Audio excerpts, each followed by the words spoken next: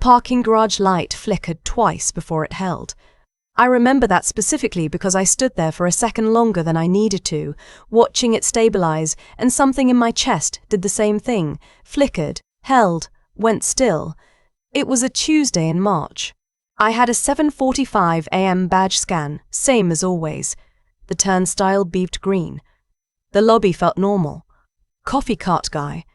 I always called him that, never learned his name, and I still feel bad about it, was setting up the paper cups.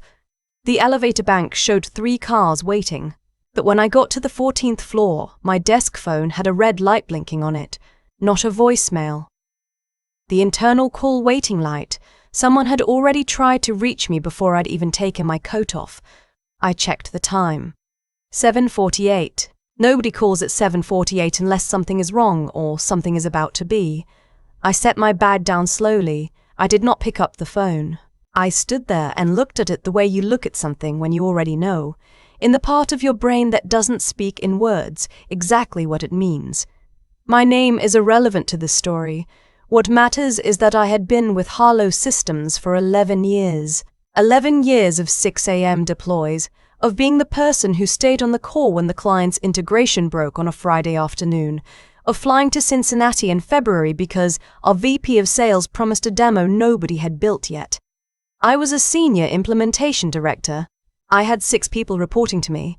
I had shepherded 3 of the company's top 10 accounts from signed contract to full deployment. I also had a piece of paper in my employment file, an original offer letter from 2013, signed by the company's then CEO, who retired in 2019, that contained a clause no one had looked at in a very long time. I didn't know that yet when the phone was blinking. I'm getting ahead of myself. I picked up. It was my CFO's assistant, a quiet woman who always sounded like she was reading from a card. She said my name. She said the CFO would like to see me at 9. She said to bring nothing, which is a strange thing to say, and which she said anyway. Bring nothing. I put the receiver down and opened my laptop. I went through my last 48 hours of sent mail. I reviewed the last board update I'd contributed to. I thought about whether I had made any enemies recently, and then I thought harder, and then I thought about the reorg. The reorg had been announced in January. Quietly, the way companies announce things they want to be able to later claim were transparent. A slide deck. A town hall where the questions were submitted in advance and the answers were written by legal. The language was the usual language, streamlining, optimization, positioning for scale. The phrase talent realignment appeared 4 times in the deck and 0 times in anyone's job description, because that's not a real thing. It's a thing people say when they've already made a decision and want it to feel collaborative. My name was not on the org chart revision. Neither were the names of 3 people on my team who I had personally recruited. But the chart had dotted lines where solid lines used to be, and a new box had appeared at the top that said Global Delivery Operations, under a name I didn't recognize. Someone brought in from outside, which I would later learn was a former colleague of the CFO's from his previous company. I'm telling you this because context matters. I wasn't paranoid, I was reading the room. At 8:55 I walked to the elevator. I did not bring anything. I rode up to 17. My CFO, I'll call him my CFO for now, though he stopped being anything of mine fairly quickly after this, was already standing when I came in. That's another bad sign. When someone stands to greet you in a meeting that was called without an agenda, they are performing authority. They want you to feel the height differential before any words are exchanged. He was not alone. There was a woman from HR I had met once at a benefits enrollment session 2 years prior. There was a man I did not recognize who was sitting slightly apart from the others, with a manila folder on his knee and no expression on his face. I sat down. My CFO said my name. He said the company had been doing a comprehensive review of its operational structure. He said that in the interest of consolidating its delivery management function under the new Global Delivery Operations model, my position was being eliminated. He said this was not a reflection of my performance. Then the HR woman took over. She used the phrase workforce reduction event. She said my last day would be 30 days from today, or I could take the separation package now, effective immediately. She pushed a folder across the table. I did not open it. I asked one question. I said, "Is this being classified as a termination or a resignation?" My CFO looked at the man with the manila folder. The man with the manila folder said, and I am not exaggerating here, that the action was being classified as an involuntary separation due to organizational realignment, which the company considered a qualifying adverse employment action. He said, "Adverse employment action," out loud, in a room with no recording equipment that he knew of.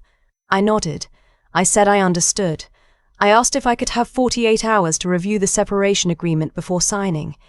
HR said yes. My CFO said he appreciated my professionalism. The man with the manila folder said nothing further. I tipped the elevator back down to 14. I got my bag. I told my team I had a client call I needed to take from home. I left. I did not cry in the car. I drove to a coffee shop 6 blocks away and sat in a corner booth and ordered a black coffee I didn't drink. And I opened my laptop and I searched my personal email for every document that had ever been forwarded to me during my onboarding in 2013. I was not looking for anything specific. I was looking for everything. Here is what happened in 2013 and why it matters. Harlow Systems was not called Harlow Systems then. It was called Meridian Integration Partners, and it had 12 employees, and it had just closed a Series A that we were all told would either make us wealthy or disappear quietly, and those were the only 2 options. The then CEO was a man named, well, I called him the founder because that's what he was. He had built the core product himself. He was the kind of person who made you believe in the thing. As part of my offer, he gave me a base salary that was below market and an equity grant that was above it, and he sat across from me in a coffee shop, not unlike the one I was sitting in now, and he walked through every line of the offer letter himself. He was meticulous. He believed in specificity. On page 4, under the section titled Equity and Vesting Schedule, there was a subsection I had read once and then, over the years, filed away in the part of my brain reserved for things that felt theoretical. It said, in sum, in the event that the company undergoes a change of control, merger, acquisition, or rebranding, and the employee is subsequently subject to an adverse employment action within 36 months of that event, 100% of unvested equity grants shall immediately accelerate to fully vested status, and the company shall be obligated to execute the resulting transaction within 90 days. Harlow Systems had been acquired by a private equity firm in late 2021. That was 16 months ago. I set down my coffee cup. I read the clause again. Then I read it a third time, the way you read something when you're trying to find the part where it doesn't say what you think it says. But it kept saying the same thing. I had been granted 18,000 shares in 2013. I had been re-granted twice in 2016 and 2019 during performance reviews. I had vested a significant portion. But not all of it. The 2019 grant was on a 4-year schedule, with a 1-year cliff which had passed. But as of my termination date, which was, as of this morning, official, I still had 6,200 unvested shares sitting on that schedule. The company had gone through a 409A valuation 8 months ago. I knew the number because I had sat in the all-hands where it was announced. The per-share price was $112. I did the math. Then I did it again, more carefully. 1,200 shares, $112 per share. $694,400. That was my number before the acceleration clause. That was what I would have received on the existing schedule over the remaining 22 months. But the clause did not say, continue on existing schedule. It said 100% accelerates immediately. And then I looked at one more thing.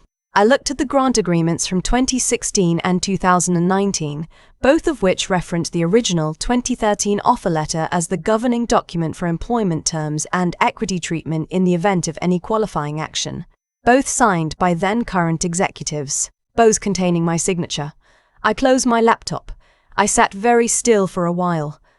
Then I called my attorney. I had an attorney because I used her 2 years prior for a contract dispute that turned out to be nothing. but she'd impressed me with how quickly she read documents and how few words she used when she was certain of something. She picked up on the second ring. I said, "I need you to look at something today. I know it's short notice. I think it might be significant." She asked me to describe what I had. I said, "An original offer letter from 2013, signed by an executive who no longer works here, containing an acceleration clause triggered by adverse employment action following a change of control. The acquisition happened 16 months ago. They classified my termination this morning as a qualifying adverse employment action, in those words, in a meeting." There was a pause. She said, "Who said those words?" I said, "Their outside counsel, in the room." Another pause. Shorter this time. She said, "Send me everything.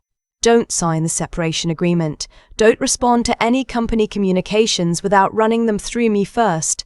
I sent her everything before I left the parking lot. I drove home. I made actual coffee, not the kind I didn't drink. I sat at my kitchen table and I thought about the founder.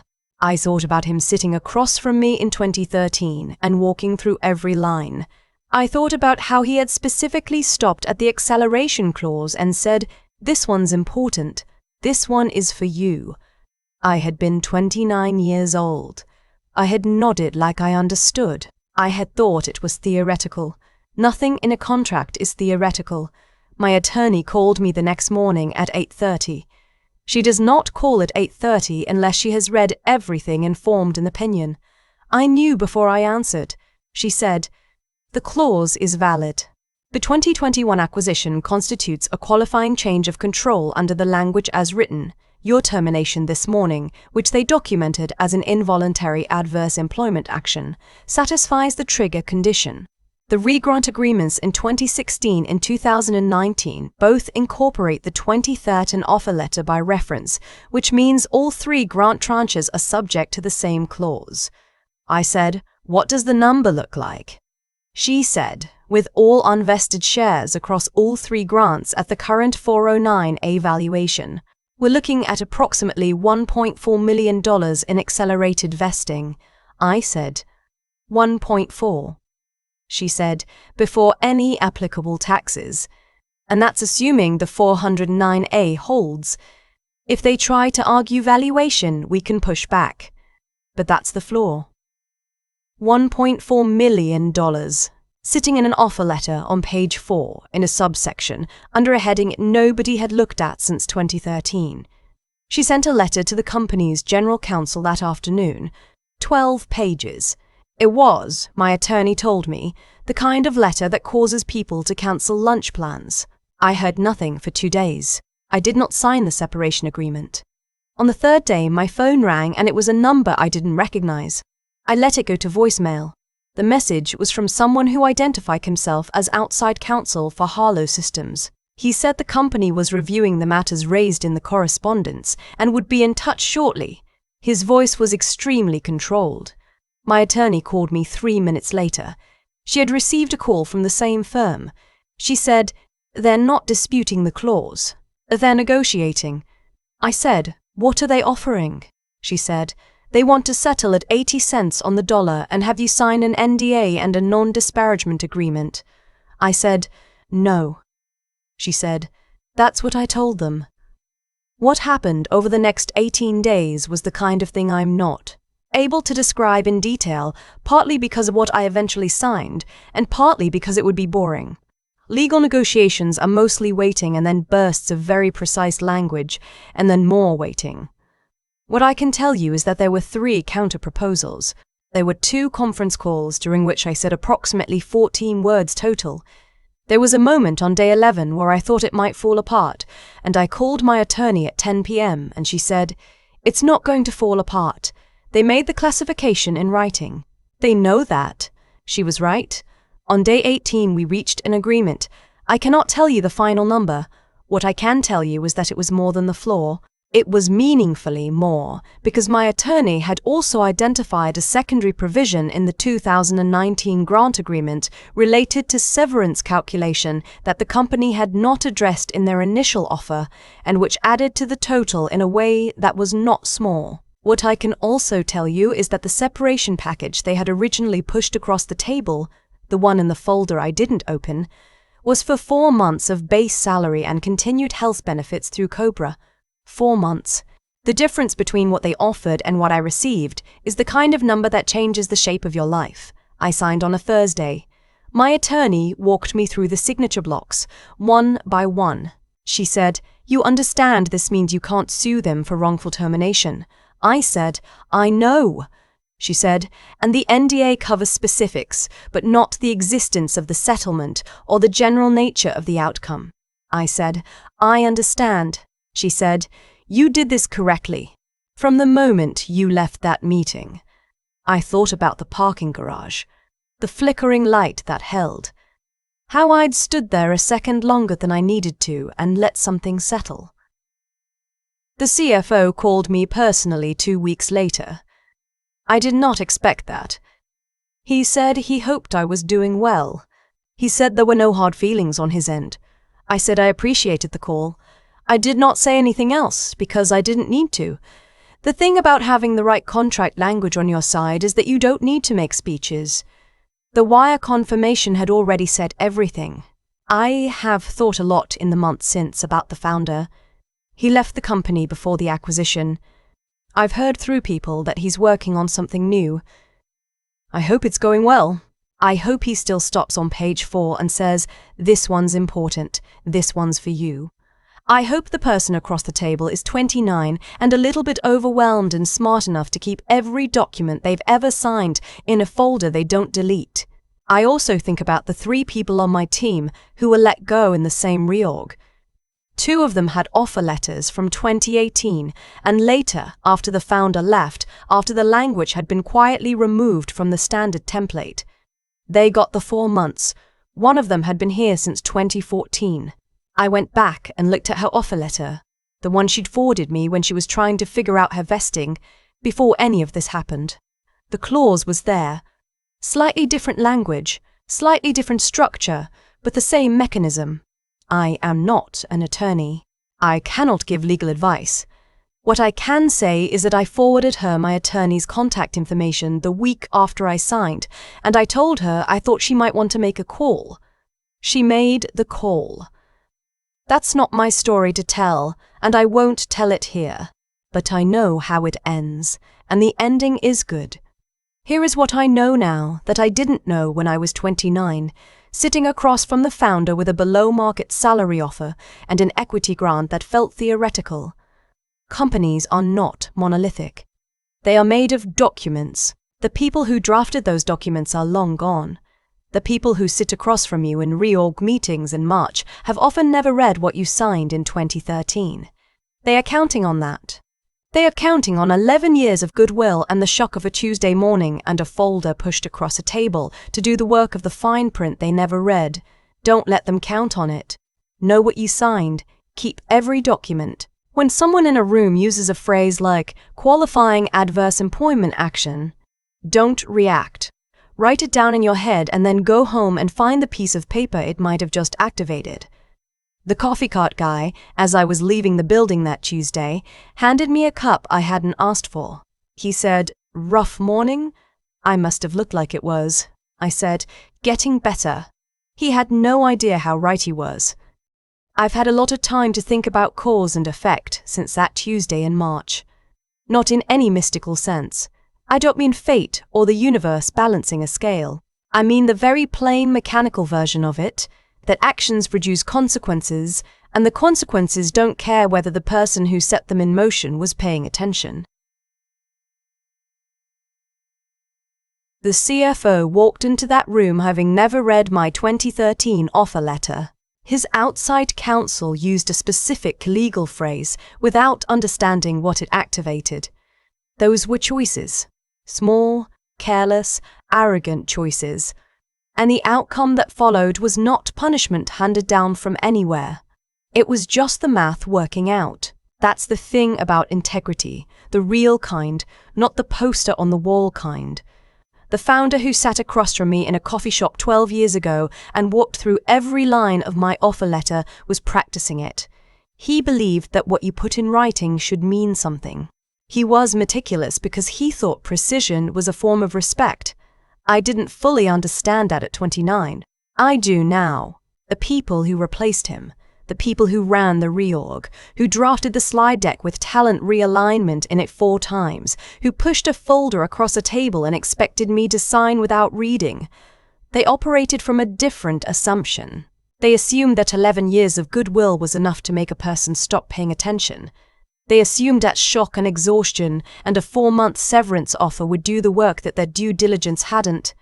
That assumption was the error, not a moral failing in the cosmic sense, just a practical one. They didn't do the reading, and I had. What I keep coming back to is the word involuntary. They used it to diminish what they were doing, to make a termination sound procedural, administrative, nobody's fault. But involuntary cuts both ways. The acceleration clause triggered involuntarily too, automatically, without argument, because 11 years prior, someone had written it that way on purpose, and I had kept the paper and the language held. There's something in that worth sitting with. Not as revenge, exactly. I'm not sure I ever felt what I call vengeful. It was quieter than that. It was the feeling of having been careful in a moment when nobody expected you to be, and watching that carefulness matter years later in a way you couldn't have predicted. That's not luck. That's the slow return on a decision made in good faith. I think about the colleague I forwarded my attorney's number to. She had been there since 2014. She had the clause too, slightly different wording, same mechanism. She made the call. I'm glad she did. Because what happened to her wasn't separate from what happened to me. It was the same reorg, the same reniference, the same folder pushed across the same kind of table. The only difference was information. And information is something you can share. If I had one thing to say to the version of myself sitting in that parking garage watching the light flicker, it would be this. Read everything. Keep everything. And don't let anyone convince you that understanding your own situation is a hostile act. Knowing what you signed is not aggression. It's just attention. The world does not reward passivity dressed up as professionalism. It rewards people who did the quiet work of paying attention before the moment came, so that when the moment came, they didn't have to scramble. The coffee cart guy said, "Getting better?" And I said yes without knowing how right I was. That part still makes me smile.